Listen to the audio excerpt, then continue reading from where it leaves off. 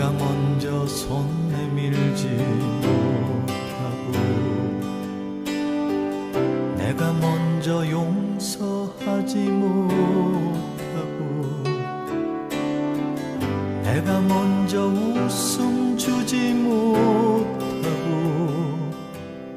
이렇게 머뭇거리고 있네.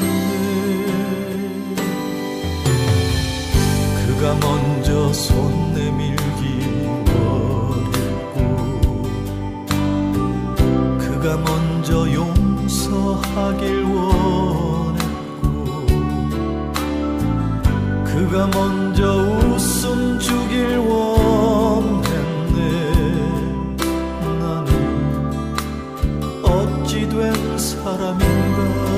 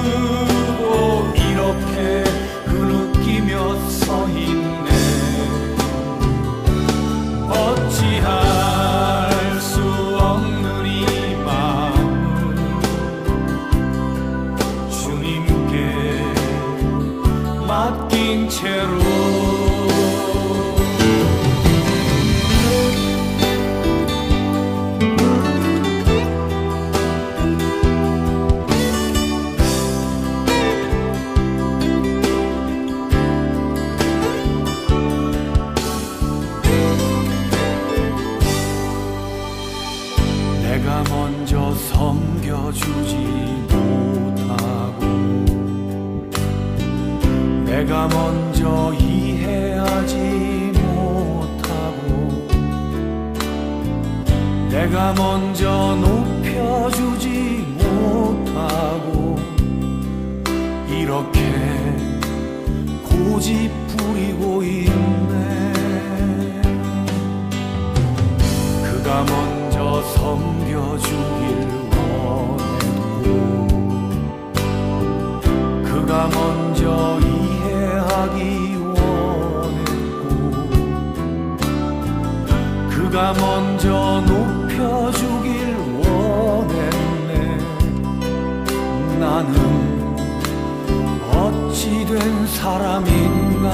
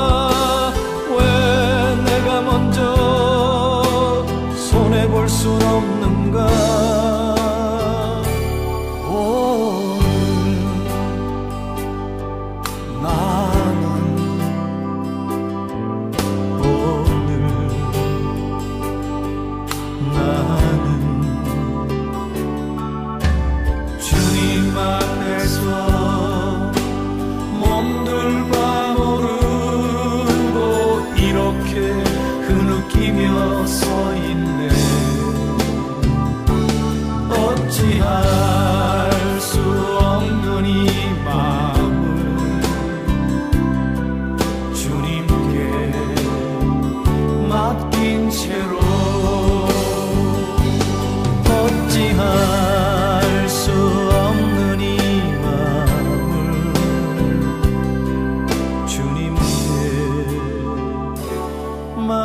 맡긴 채로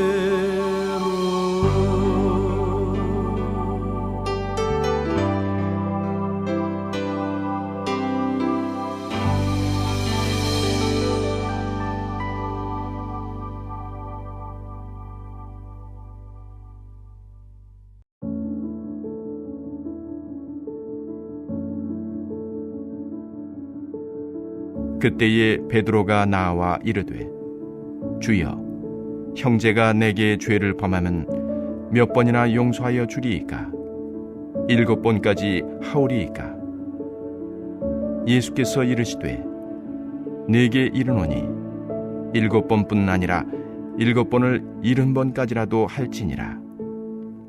그러므로 천국은 그 종들과 결산하려 하던 어떤 임금과 같으니 결산할 때에 10,000달란트 빚진 자 하나를 데려오매 갚을 것이 없는지라 주인이 명하여 그 몸과 아내와 자식들과 모든 소유를 다 팔아 갚게 하라 하니 그 종이 엎드려 절하며 이르되 내게 참으소서 다 갚으리이다 하거늘 그 종의 주인이 불쌍히 여겨 놓아보내며 그 빚을 탕감하여 주었더니 그 종이 나가서 자기에게 100데나리온 빚진 동료 한 사람을 만나 붙들어 목을 잡고 이르되 빚을 갚으라 하매 그 동료가 엎드려 간구하여 이르되 나에게 참아주소서 갚으리이다 하되 허락하지 아니하고 이에 가서 그가 빚을 갚도록 옥에 가두거늘 그 동료들이 그것을 보고 몹시 딱하게 여겨 주인에게 가서 그 일을 다 알리니 이에 주인이 그를 불러다가 말하되 악한 종아 내가 빌기에 내가 내 빚을 전부 탕감하여 주었거늘 내가 너를 불쌍히 여김과 같이 너도 내 동료를 불쌍히 여김이 마땅하지 아니하냐 하고 주인이 노하여 그 빚을 다 갚도록 그를 옥졸들에게 넘기니라. 너희가 각각 마음으로부터 형제를 용서하지 아니하면 나의 하늘 아버지께서도 너희에게 이와 같이 하시리라. 아멘. 할렐루야.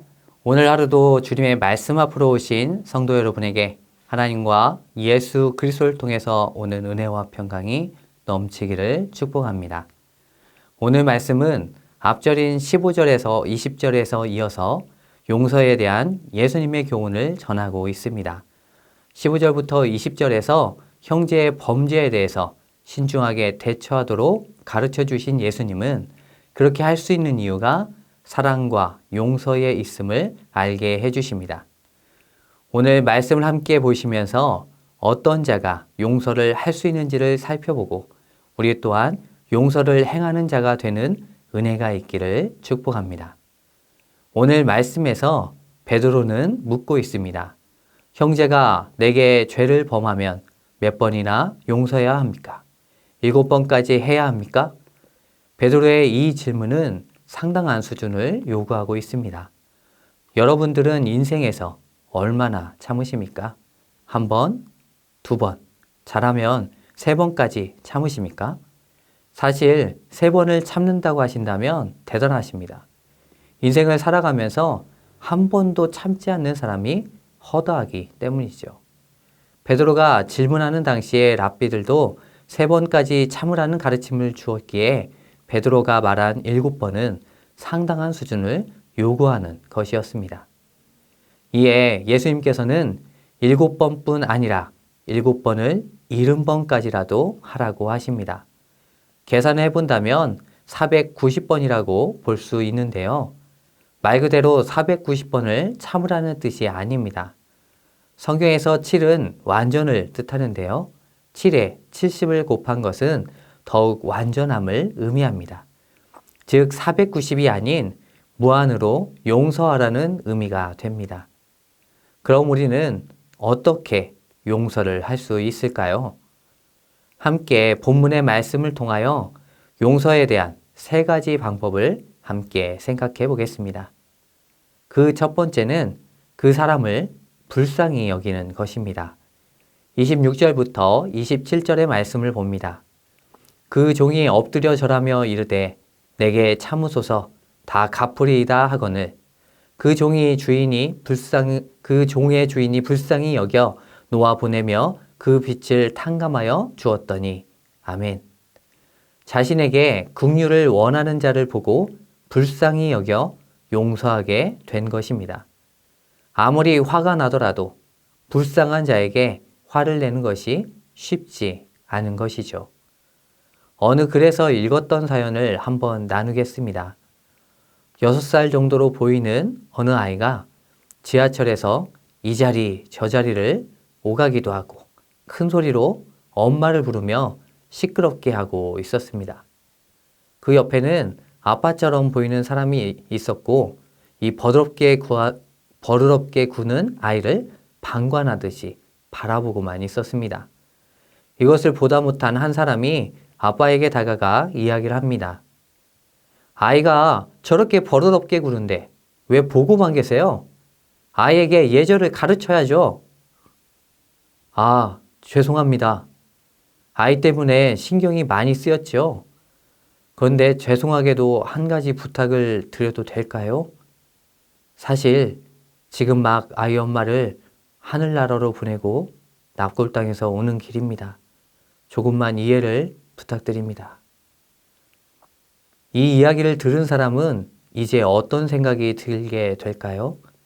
이제 그 아이는 버릇없는 아이라고 생각하기보다 엄마를 잃은 가엾은 아이로 여겨질 것입니다. 그 상황을 참아주는 것에서 더 나아가 자신이 도울 수 있는 것이 무엇일까 또한 생각하게 되는 것이죠. 이처럼 불쌍히 여기는 마음은 상대를 용서할 수 있게 만듭니다. 두 번째는 용서하지 않으면 용서받지 못한다는 것을 알 때 용서를 할 수 있습니다. 우리가 자주 하는 오해 중 하나는 하나님께서는 무척이나 자비하시고 긍휼이 많으셔서 언제든지 모든 것을 용서해 주신다라고 여기는 것이죠. 물론 하나님께서는 바다와 같은 넓은 사랑으로 우리를 사랑하십니다.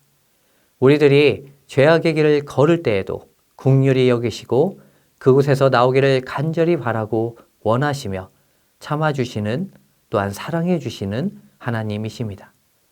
하지만 하나님께서는 사랑의 하나님이실 뿐 아니라 공의의 하나님 되십니다. 길이 참아주시지만 끝내 돌이키지 않고 여전히 악한 모습으로 살아간다면 공의의 하나님께서는 정하신 심판을 하십니다. 오늘 말씀을 살펴보면 분명히 알 수 있게 됩니다. 32절부터 35절의 말씀입니다.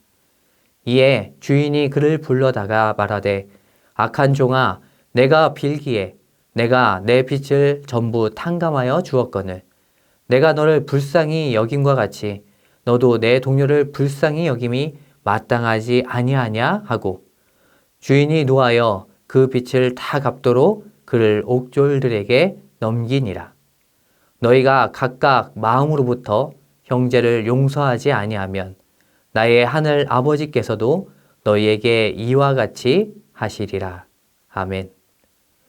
오늘 말씀에서 주인은 종의 모든 것을 사해 주었지만 그 종은 다른 이를 잡아다가 옥에 가두고 그를 용서하지 않았습니다. 이에 주인은 그 악함을 지적하며 죄를 받도록 합니다. 하나님께서는 우리를 불쌍히 여기시는 것과 같이 다른 이를 불쌍히 여기기를 원하십니다. 이 뜻은 우리가 고백하는 주기도문에서 발견할 수 있습니다. 마태복음 6장 12절의 말씀입니다. 우리가 우리에게 죄 지은 자를 사하여 준 것 같이 우리 죄를 사하여 주시옵고. 아멘. 우리가 우리에게 죄 지은 자를 사하여 준 것 같이 하나님께서는 우리 죄를 사하여 주십니다.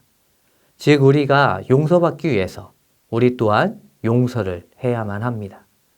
만약 그렇지 않다면 하나님께서는 엄격한 잣대로 우리를 보시고 우리의 죄에 대한 심판을 하십니다. 마지막으로 세 번째는 내가 받은 용서의 크기를 알 때 용서할 수 있습니다. 이것을 다른 말로 표현한다면 내가 얼마나 큰 죄인인가를 깨달을 때 가능하다는 것이죠. 오늘 말씀에 등장한 사람은 1만 달란트의 빚을 진 자였습니다. 당시 화폐 단위로 1달란트는 6천 데나리온이었습니다. 1데나리온은 성인 남자의 하루 품삯입니다. 그러니까 1만 달란트는 하루에 6천만 명이 일한 품삯입니다. 정말 어마어마한 금액이죠. 성인 한 명이 1년에 300일을 일한다고 하면 20만 년 동안 일해야 받을 수 있는 금액입니다. 이것을 하루의 일당을 5만 원으로 해서 계산을 해본다면 3조 원에 해당하게 됩니다. 정말 엄청나죠. 이런 빚을 질 수 있는 것도 참 놀라운 일인데요. 우리에게도 이런 빚이 있다면 과연 이것을 갚을 수 있을까요? 예수님께서 이 비유를 말씀하심으로 우리의 죄가 얼마나 큰지를 알게 하십니다. 우리들은 교만하여 우리의 죄의 크기를 알지 못합니다. 그래서 자기 자신을 하나님께서 사랑하시기에 합당한 존재로 여기며 자신의 죄를 티끌과 같이 가볍게 여기면서 살아갑니다. 하지만 성경은 말합니다. 로마서 1장 21절의 말씀입니다. 하나님을 알되 하나님을 영화롭게도 아니하며 감사하지도 아니하고 오히려 그 생각이 허망하여지며 미련한 마음이 어두워졌나니. 아멘. 하나님을 알면서 하나님을 영화롭게도 하지 않은 죄, 감사하지 않은 죄, 그리하여 그 생각이 허망해지고 미련한 마음이 어두워지게 되었습니다. 그리고 이어지는 수많은 죄의 목록들을 사도 바울은 로마서 1장에 담고 있습니다. 이것은 무엇을 말합니까? 우리들은 우리의 힘으로 어찌할 수 없는 큰 죄를 지은 죄인들이라는 것입니다. 그의 죄의 크기는 너무도 엄청나기에 우리의 노력과 능력으로는 감당할 수가 없습니다. 우리들은 죄의 늪에 빠져서 죽을 수밖에 없는 상태였던 것입니다. 이때 하나님께서는 예수님을 이 땅에 보내셨고 그 고귀한 십자가의 희생으로서 모든 죄를 감당하게 하셨습니다.